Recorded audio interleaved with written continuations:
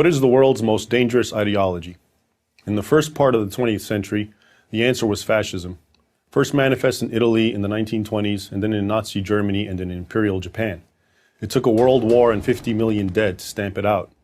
In the second half of the 20th century, the answer was communism. Between the Soviet Union, Mao's China, and their client states, at least 100 million people were killed in its wake. Today, the answer is Islamism, a radical and often violent form of Islam. Like fascism and communism, Islamism is totalitarian in nature. The state controls everything.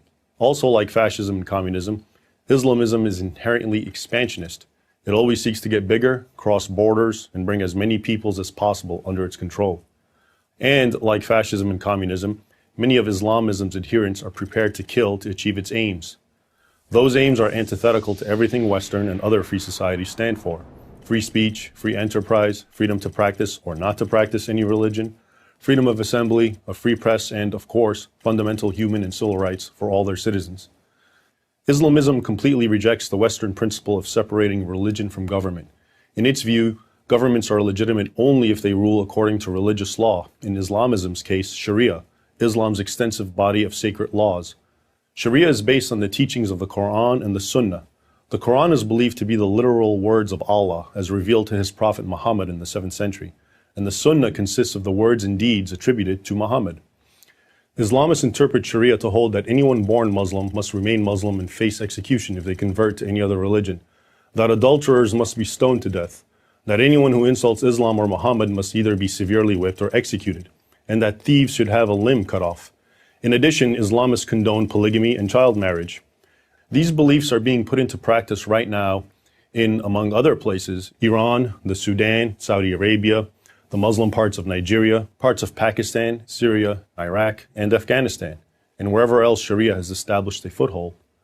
If Islamists were content to live under strict Sharia law in their own communities and leave everyone who doesn't want to live that way alone, they wouldn't be a threat to the rest of the world. But that would not be Islamism. Islamism wants the entire world governed by Sharia, and anyone who opposes Islamist expansionism is the enemy and must be destroyed. That, of course, includes the United States, all of Europe, and Israel. But it also includes fellow Muslims. Indeed, Islamists have killed far more Muslims than members of any other group. So how many Islamists are there? Nobody knows for sure, but we can make some conservative calculations. There are approximately 1.5 billion Muslims in the world. How many of these are Islamists? A 2013 Pew Research poll offers some clues. 86% of Muslims in Pakistan, 80% in Egypt, and 65% in Jordan support the stoning of adulterers. 79% in Afghanistan, 62% of Palestinians, and 58% in Malaysia, considered a moderate Muslim country, support the death penalty for Muslims who convert from Islam. If only 10% of the world's Muslims are Islamists, and the percentage is likely higher, that's 150 million people. Among these, how many are willing to take violent action to enforce their Islamism? Here we're talking about Al-Qaeda, the Islamic State, the Taliban, Hamas, Hezbollah, Boko Haram, Al-Shabaab, and other groups that send suicide bombers into markets, explode car bombs at funerals, throw acid in the faces of girls who attend school, murder sisters or daughters who defy the will of a brother or father, or who fly hijacked airplanes into buildings. This is a very hard number to pin down. So let's again be cautious and say the figure is only 2% of that 150 million.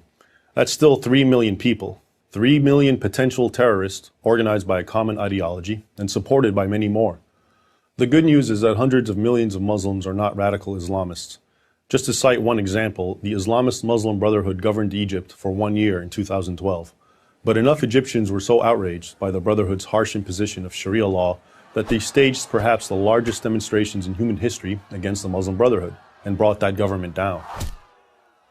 Since the beginning of the 20th century, every generation has been confronted with a lethal threat to freedom and fundamental human rights.